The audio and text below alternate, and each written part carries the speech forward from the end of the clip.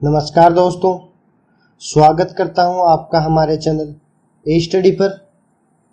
History की series में आज हम पढ़ने वाले हैं वैदिक सभ्यता। आज हमारा वैदिक सभ्यता का पार्ट 1 होगा और वैदिक सभ्यता के पार्ट 2 में हम वन लाइनर करेंगे। तो वैदिक सभ्यता स्टार्ट करने से पहले अगर आप हमारे चैनल पर नए हैं या आपने अभी तक हमारे चैनल को सब्सक्राइब नहीं किया है तो चैनल को सब्सक्राइब करें और वीडियो को अंत तक जरूर देखें। तो शुरू करते हैं हम वैदिक सभ्यता। पहला क्वेश्चन है हमारा, ऋग्वैदिक आर्य किसकी पूजा करते थे? पशुपति, शिव, प्रकृति या सूर्य की? ऋग्वेद में सूर्य के बारे में जानकारी हमें तीसरे मंडल में मिलती है और पशुपति की पूजा सिंधु सभ्यता के लोग करते थे। ऋग्वैदिक आर्य प्रकृति की पूजा करते थे। इस क्वेश्चन का आंसर ऑप्शन नंबर सी हो जाएगा। अगला क्वेश्चन देखते हैं, वर्ण व्यवस्था का सर्वप्रथम विवरण कहाँ से मिलता है? ऋग्वेद से, उपनिषदों से, यजुर्वेद से या महाकाव्य से? वर्ण व्यवस्था का वर्णन हमें ऋग्वेद के 10वें मंडल से मिलता है। 10वें मंडल में ब्राह्मण, क्षत्रिय, शूद्र और वैश्य की जानकारी मिलती है जो वर्ण व्यवस्था से संबंधित है। ऑप्शन नंबर ए इस क्वेश्चन का आंसर होगा। अगला क्वेश्चन है हमारा, तिलक आर्यों का मूल स्थान कहाँ मानते थे? मध्य एशिया, आल्प्स पर्वत, आर्कटिक प्रदेश या तिब्बत? मैक्स मूलर के अनुसार आर्यों का मूल स्थान मध्य एशिया था। डॉक्टर संपूर्णानंद के अनुसार आर्य आल्प्स पर्वत से आए थे। तिलक आर्यों का मूल स्थान आर्कटिक प्रदेश मानते थे और दयानंद सरस्वती के अनुसार आर्यों का मूल स्थान तिब्बत था। इस क्वेश्चन का आंसर हमारा ऑप्शन नंबर सी आर्कटिक प्रदेश हो जाएगा। अगला क्वेश्चन देखते हैं, पुराणों की संख्या कितनी है? 10, 12, 18 या 20? तो दोस्तों पुराणों की संख्या हमारी 18 है। ऑप्शन नंबर सी इस क्वेश्चन का आंसर होगा। अगला क्वेश्चन देखते हैं, आर्य और अनार्यों के युद्ध का वर्णन कहाँ से मिलता है? वेदों से, उपनिषदों से, अभिलेखों से या महाकाव्यों से? आर्य अनार्य युद्ध का वर्णन हमें वेदों से मिलता है और वेदों में भी देखें तो ऋग्वेद से मिलता है। ऑप्शन नंबर ए इसका आंसर होगा। अगला क्वेश्चन देखते हैं, ऋग्वेद में कुल कितने सूक्त हैं? 1024, 1028, 510 और 1032? ऋग्वेद में कुल 10 मंडल हैं जिनमें 1028 सूक्त हैं। ऑप्शन नंबर बी इसका आंसर हो जाएगा। अगला क्वेश्चन देखते हैं, पूर्व वैदिक काल में राजा पर किसका नियंत्रण होता था? सभा, समिति, सैनिक या ए और बी दोनों? दोस्तों पूर्व वैदिक काल में सभा और समिति को राजा की 2 पुत्रियां बताया गया है और इन्हीं सभा और समिति द्वारा राजा पर नियंत्रण होता था। ऑप्शन नंबर डी इस क्वेश्चन का आंसर हो जाएगा। अगला क्वेश्चन देखते हैं, वैदिक काल में विभाजन का मुख्य आधार क्या था? जन्म, वर्ण, काम या ये सभी? दोस्तों वैदिक काल को 2 भागों में बांटा गया है। एक है ऋग्वैदिक काल और दूसरा है उत्तर वैदिक काल। ऋग्वैदिक काल तो 1500 ईसा पूर्व से 1000 ईसा पूर्व तक है और उत्तर वैदिक काल को 1000 ईसा पूर्व से 600 ईसा पूर्व तक माना गया है। वैदिक काल में विभाजन का आधार वर्ण व्यवस्था को माना गया था और वर्ण व्यवस्था काम पर आधारित थी। अगला क्वेश्चन देखते हैं, आर्यों का मूल निवास स्थान किसे माना जाता है? मध्य एशिया, आल्प्स पर्वत, आर्कटिक प्रदेश या तिब्बत? इसमें अलग अलग विद्वानों के अलग अलग मत थे। आर्यों का मूल निवास स्थान मध्य एशिया माना जाता है, या कई बार क्वेश्चन में एशिया माइनर लिखा हुआ आता है, तो ऑप्शन नंबर ए इसका सही आंसर हो जाएगा। अगला क्वेश्चन देखते हैं, वैदिक सभ्यता की विशेषता क्या थी? ग्रामीण जीवन, नगरीय जीवन, कृषि या पशुपालन? नगरीय जीवन तो सिंधु सभ्यता की विशेषता थी और वैदिक सभ्यता की मुख्य विशेषता ग्रामीण जीवन था। Option number A. अगला क्वेश्चन देखते हैं, पतंजलि का संबंध किससे था?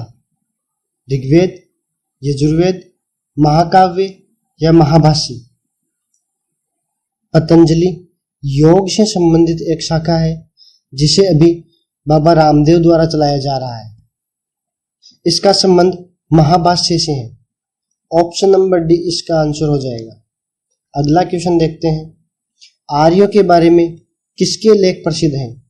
दयानंद सरस्वती के, विवेकानंद के, तिलक के या मैक्स मुलर के? दोस्तों, दयानंद सरस्वती, तिलक और मैक्स मुलर ने वेदों का अध्ययन किया था, लेकिन आर्यों के बारे में तिलक के लेख सर्वाधिक प्रसिद्ध है। ऑप्शन नंबर सी इसका आंसर हो जाएगा। अगला क्वेश्चन देखते हैं, ऋग्वेद सभ्यता किस पर आधारित थी? व्यापार पर, कृषि पर, पशुपालन पर या विदेशी व्यापार पर?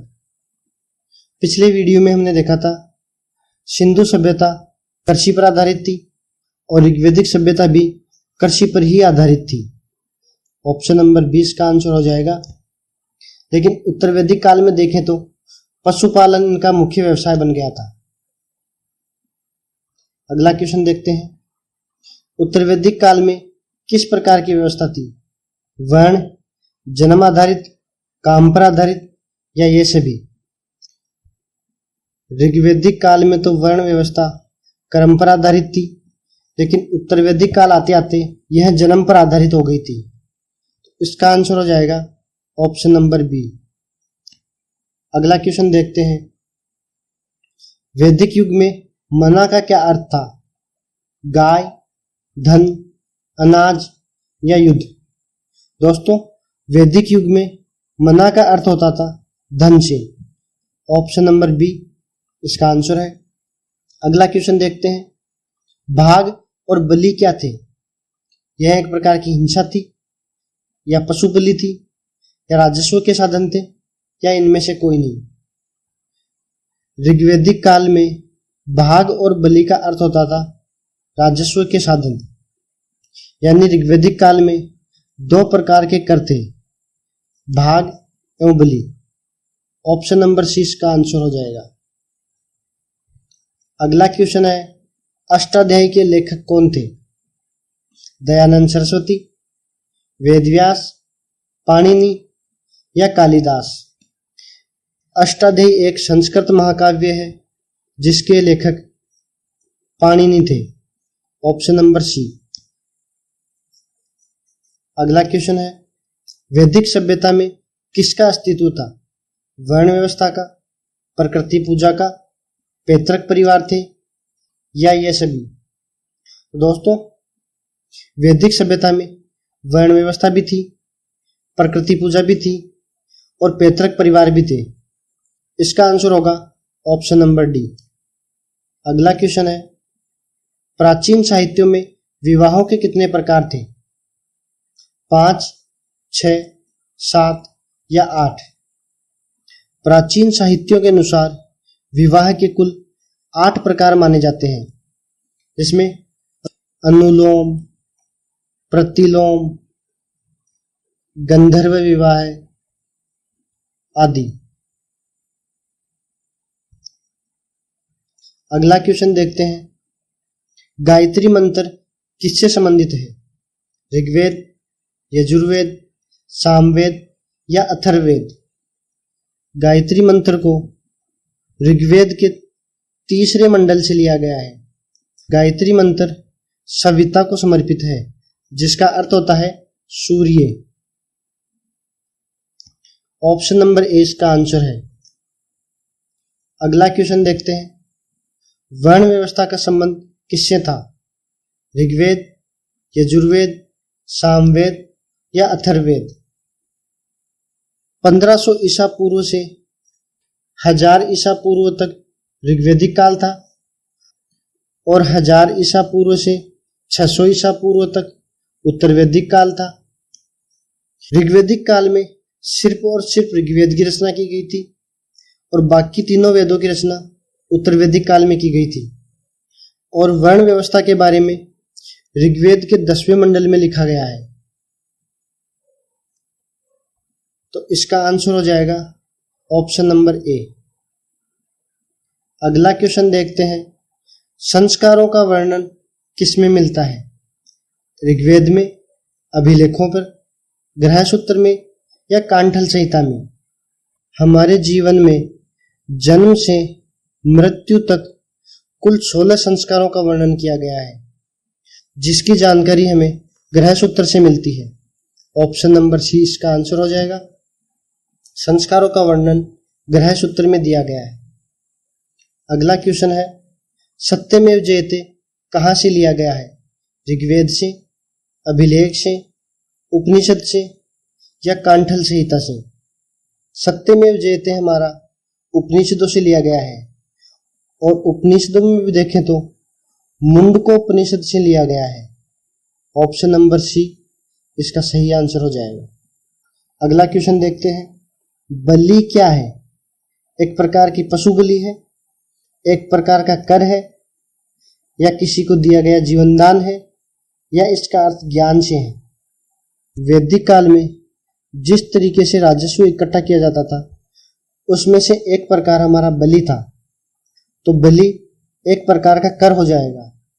Option number B. अगला क्वेश्चन है, कौन सा वेद कर्मकांड पर आधारित है? ऋग्वेद, सामवेद, यजुर्वेद या अथर्ववेद? अथर्ववेद में हमें शल्य चिकित्सा के बारे में जानकारी मिलती है। यजुर्वेद टोने टोटके पे आधारित है और सामवेद संगीत पर आधारित वेद है और कर्मकांडों पर आधारित वेद ऋग्वेद है। Option number A. अगला क्वेश्चन है हमारा, आत्मा के आवागमन की परिकल्पना कहाँ से मिलती है?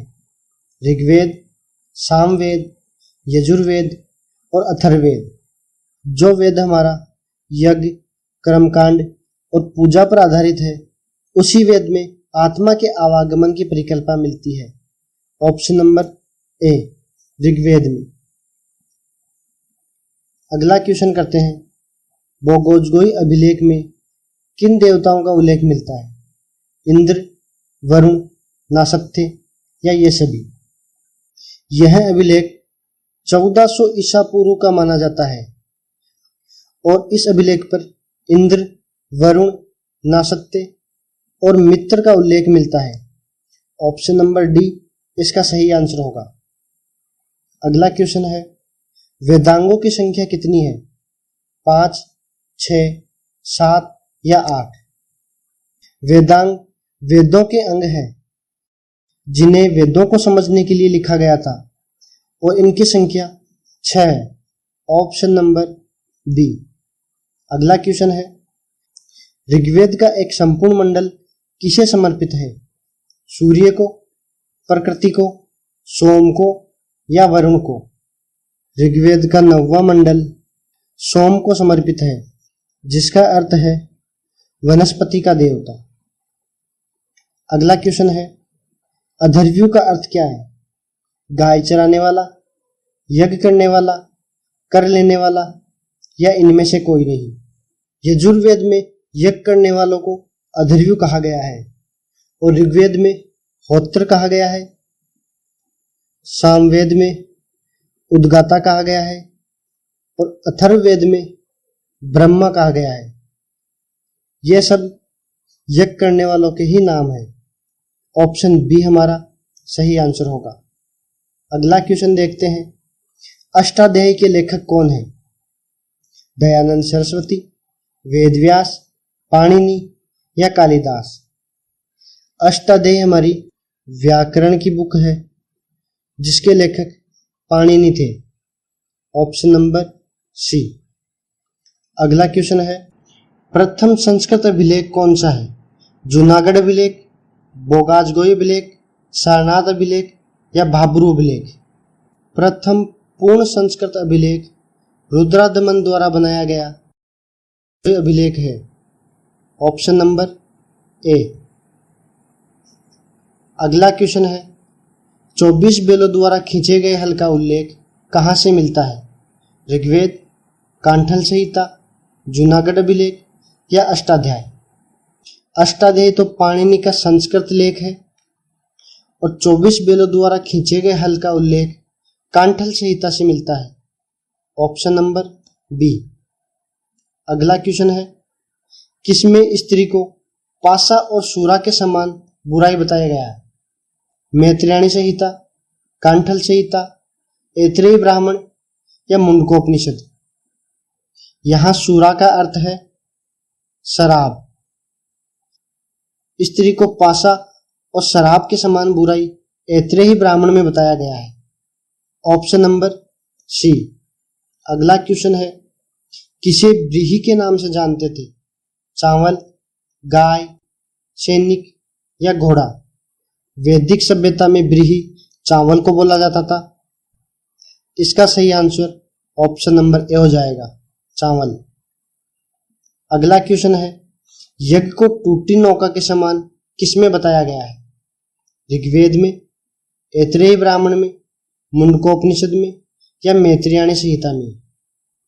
मुंडकोपनिषद में यज्ञ की टूटी नौका से तुलना की गई है और ऐतरेय ब्राह्मण में पुत्री को संसार के सभी दुखों का कारण बताया गया है और पुत्र को संसार को पार करने वाली नौका के समान बताया गया है।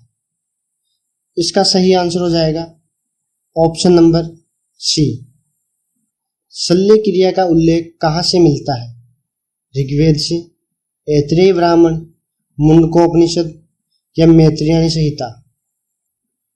दोस्तों, शल्य क्रिया का उल्लेख हमें अथर्ववेद से मिलता है। ऑप्शन में अथर्ववेद कहीं भी नहीं दे रखा, इसका आंसर अथर्ववेद हो जाएगा।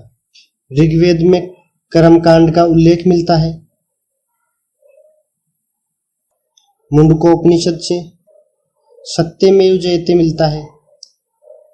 शल्य क्रिया का उल्लेख हमें अथर्ववेद में मिलता है।